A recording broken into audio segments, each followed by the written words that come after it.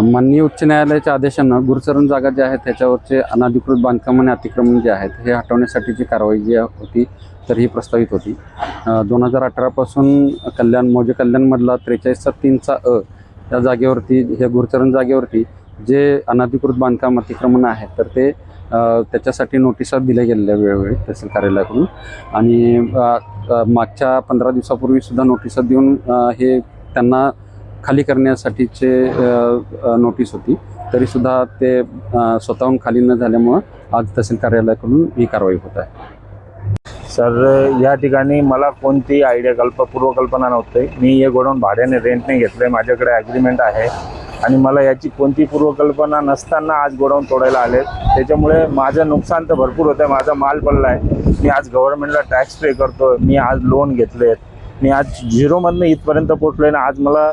मी request करतो यांना की मला 2 दिवसाचा टायमिंग द्यावा की मी 2 दिवसात माझे गोडाऊन खाली करून देतो असं. सर, तुम्हाला नोटिसा यापूर्वी दिलेल्या होत्या, मात्र कोणती कारवाई आपण केलेली नाही? सर, त्याच्याबद्दल मला काही माहीत नाही. जे मालक असतील त्यांच्याकडे आले असतील, कारण की मी माझं ॲग्रीमेंट त्यांच्याबरोबर आहे, तर त्यांनी मला त्याबद्दल काही पूर्वकल्पना दिलेली नव्हती.